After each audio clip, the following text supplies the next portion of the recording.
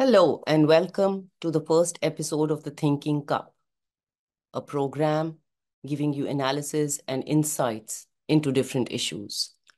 I am Anuradha Bhasin, and today we will be talking about the crisis in Ladakh. Ladakh में एक बहुत गंभीर स्थिति और एक अ, पिछले कुछ दिनों से बनी हुई एक निराशा का माहौल लद्दाख में है। लद्दाख के लोग डरे हुए हैं और एक अशांति सी वहां बनी हुई है। और ये क्यों है? 5 अगस्त 2019 को जब जम्मू एंड कश्मीर का स्पेशल स्टेटस रिवोक कर दिया था और जम्मू कश्मीर को डिसमेंबर किया गया था, यानी कि उस पूरी रियासत के दो यूनियन टेरिटरीज बनी थी।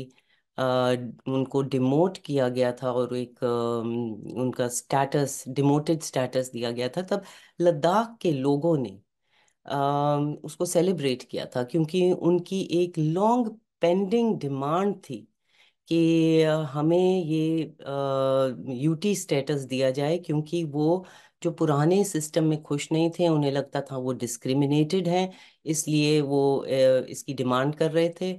और 5 अगस्त 2019 को जब कि कश्मीर में बहुत रिजेंटमेंट थी, लद्दाख में एक खुशी का, खास तौर पे लेह में एक खुशी का माहौल बना था। लेकिन आहिस्ता आहिस्ता उनको लगा कि हमारे जो हक हैं, जो एग्जिस्टिंग हक भी थे, वो भी हमसे छीने जा रहे हैं। और एक रिजेंटमेंट और एक डिसअपॉइंटमेंट वहाँ पे क्रीप इन कर रही थी। और पिछले कुछ 2-3 सालों से उन्होंने, लद्दाख के लीडर्स ने इस चीज़ का इजहार किया।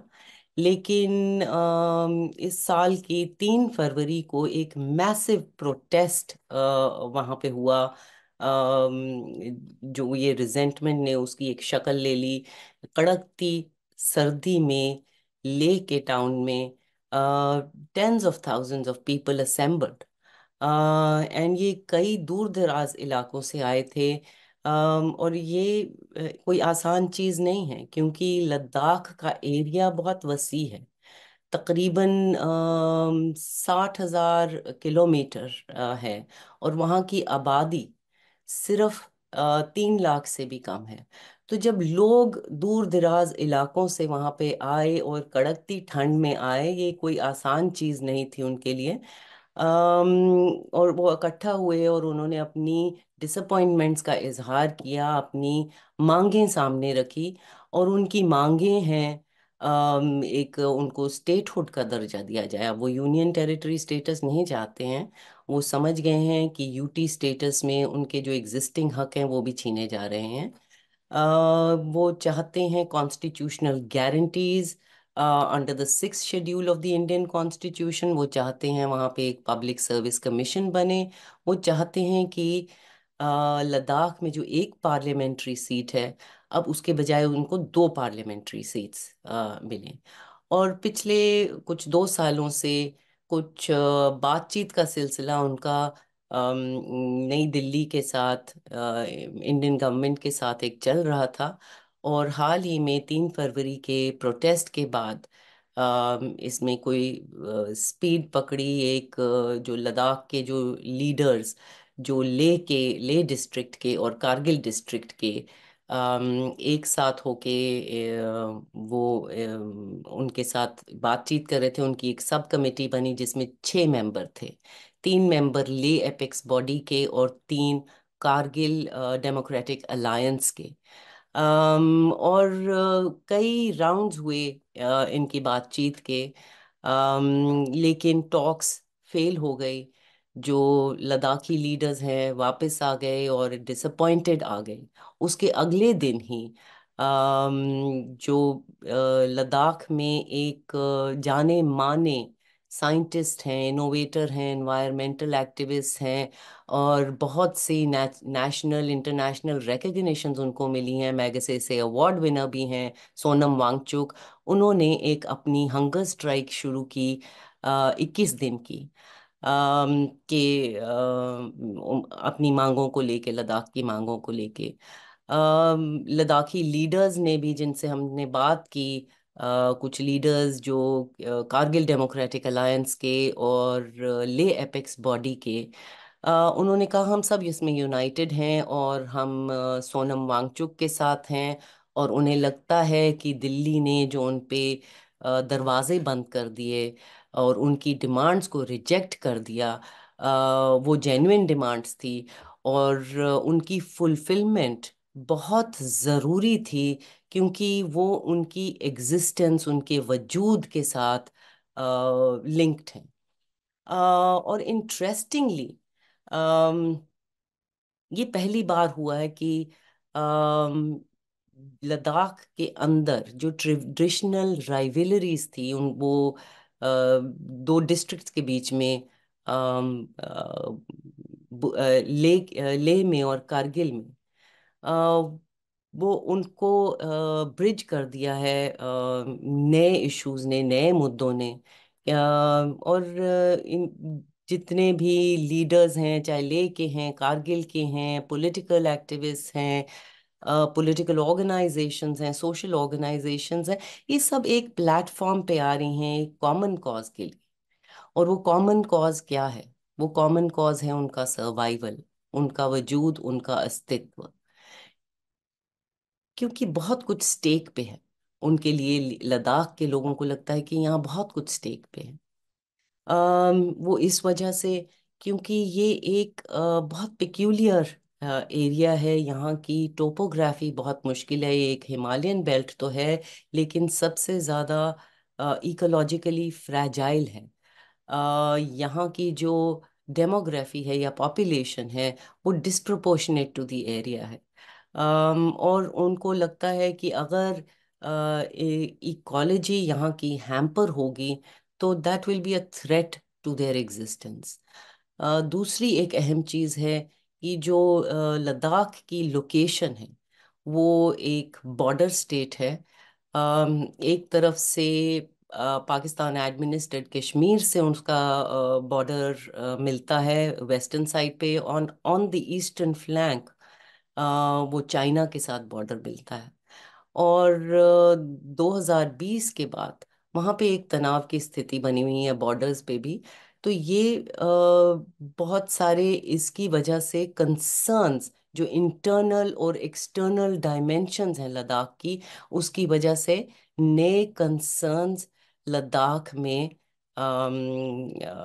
आए हैं।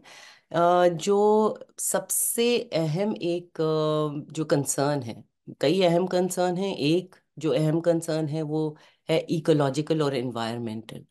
लद्दाख में बहुत रिच नेचुरल रिसोर्सेज हैं और रेयर अर्थ मटेरियल्स हैं।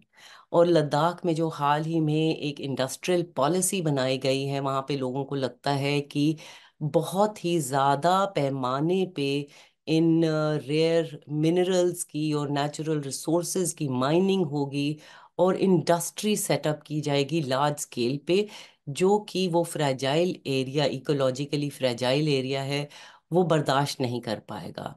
और जो लोकल लोग हैं, उनका उस लैंड पे, जमीन पे कई जमीनें जो ले ली जाएंगी इंडस्ट्री सेटअप करने के लिए या माइनिंग के लिए, उनका कोई एक्सेस नहीं रहेगा, उनका अपने रिसोर्सेज पे कोई हक नहीं रहेगा।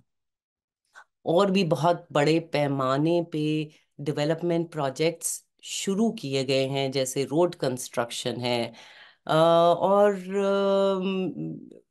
लोकल लोगों का मानना है कि ये जिस तरह से डेवलपमेंट हो रही है, ये रेकलेस डेवलपमेंट है, ये अनसस्टेनेबल डेवलपमेंट है। एक वाटर रिसोर्सेज को भी टैप किया जा रहा है। 7 नए हाइड्रो इलेक्ट्रिक प्रोजेक्ट्स जो हैं वो शुरू किए जा रहे हैं।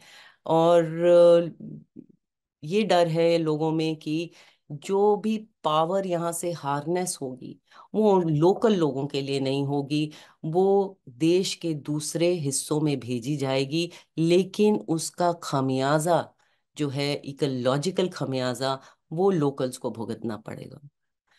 अम पहले से ही लद्दाख में बहुत सारे इकोलॉजिकल इश्यूज मौजूद हैं। ग्लेशियर्स वहाँ पे रिसीड कर रहे हैं और क्लाइमेट चेंज फर्दर इसको डिसरप्ट कर रहा है। लद्दाख में ऑलरेडी एक बहुत वाटर शॉर्टेज या पानी की किल्लत काफ़ी देर से एक बहुत बड़ा मुद्दा है।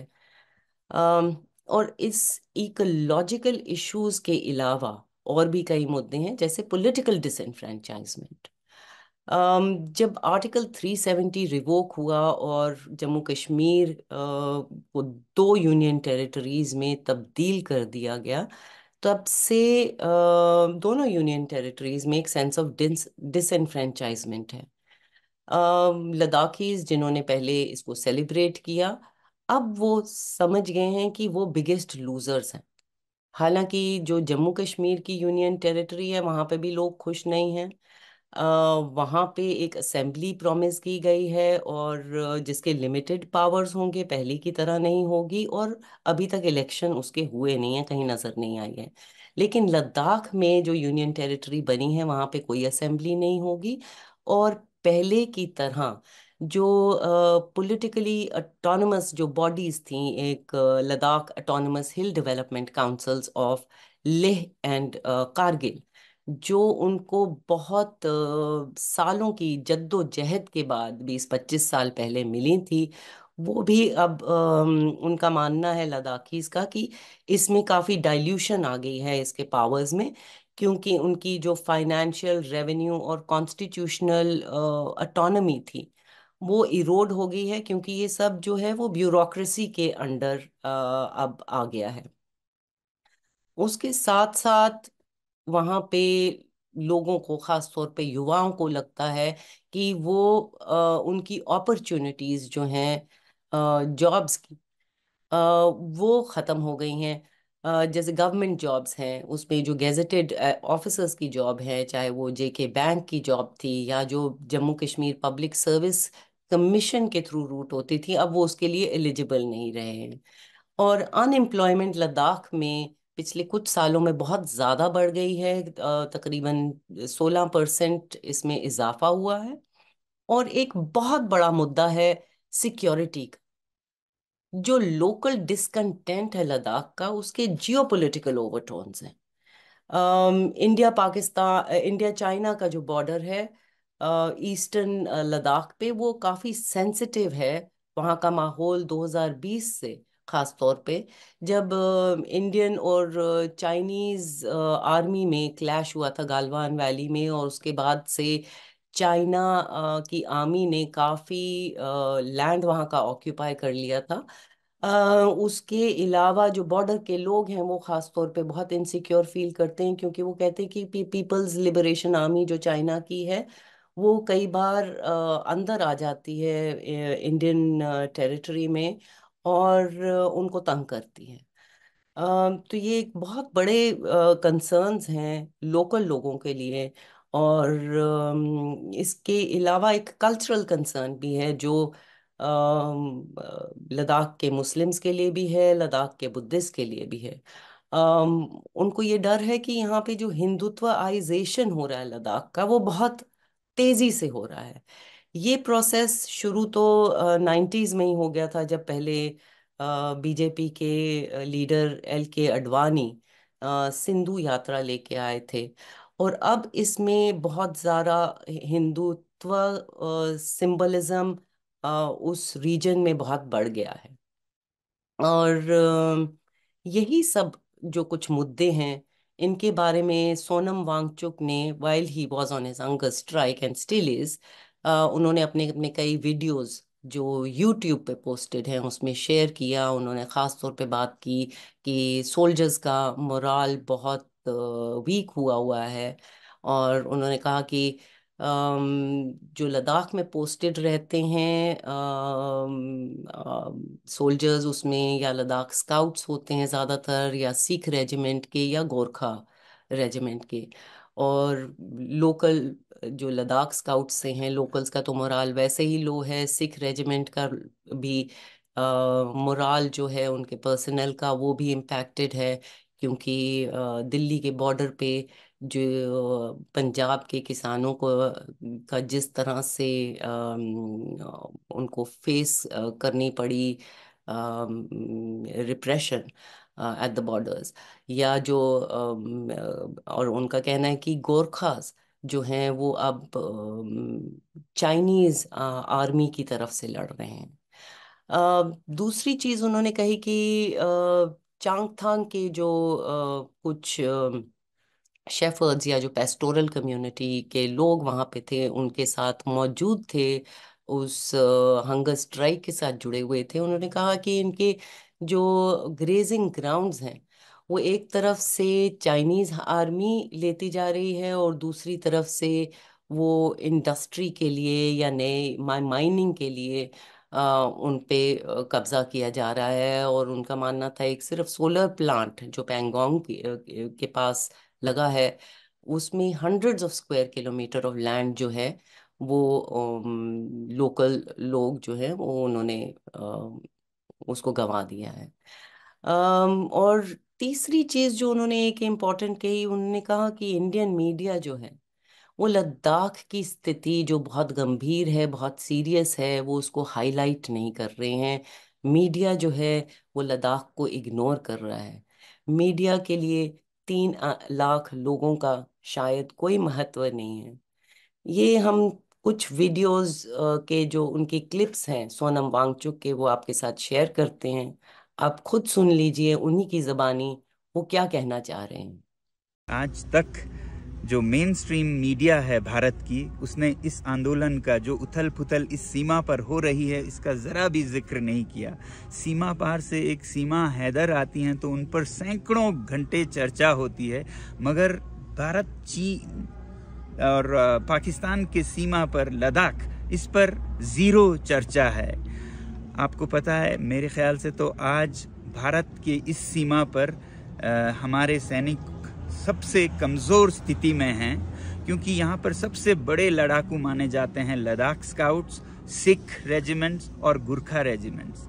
आज लद्दाख के सैनिकों का मनोबल टूटा है, ठेस पहुंचा है, क्योंकि लद्दाख को न लोकतंत्र दिया गया है न संरक्षण।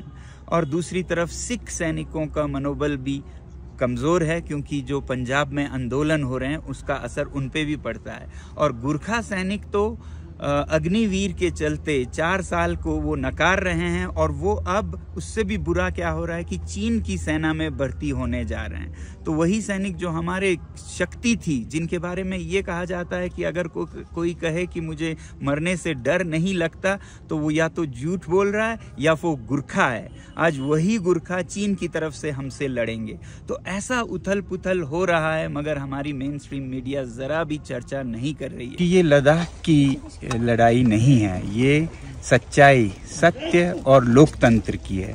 लोकतंत्र की, क्योंकि लद्दाख को यूटी बनने के बाद बिना लेजिस्लेटिव असेंबली के, बिना जन प्रतिनिधित्व के परमानेंट प्रेसिडेंट्स रूल में, यूं कहिए एक कॉलोनी की तरह रखा गया है, जो कि भारत के किसी भी प्रांत में नहीं होता है। तो ऐसे में आपको समर्थन करना चाहिए अपने लद्दाख के भाइयों का। सच्चाई की लड़ाई इसलिए है क्योंकि अनेक बार हमारे सरकार ने हमें वादे किए, और वो लिखित में हैं, इलेक्शन मैनिफेस्टोज में हैं, जहां कहा गया है कि लद्दाख की संस्कृति और पर्यावरण को संरक्षित किया जाएगा 6वें शेड्यूल में। मगर आज 4 साल हो गए, 2 इलेक्शंस जीते इसी वादे पर, और फिर उसके बाद मुकर गए, बैक ट्रैक कर गए।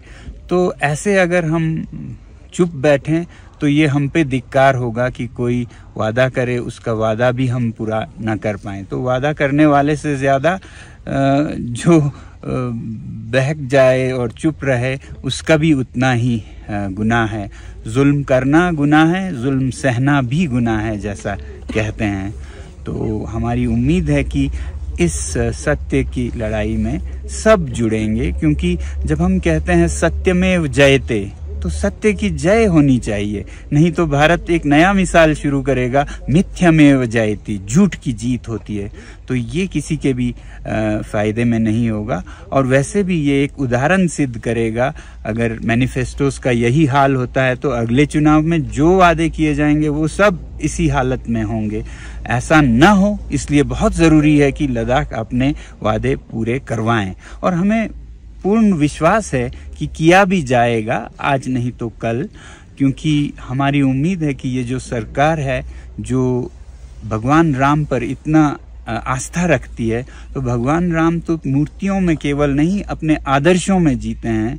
और उनका आदर्श है, रघुकुल रीति सदा चली आए, प्राण जाए पर वचन न जाए, प्राण जाए पर वचन न जाए। तो हमें उम्मीद है कि अपने वचन पर खरा उतरेंगे और पूरे देश के लिए एक अच्छा मिसाल सिद्ध करेंगे।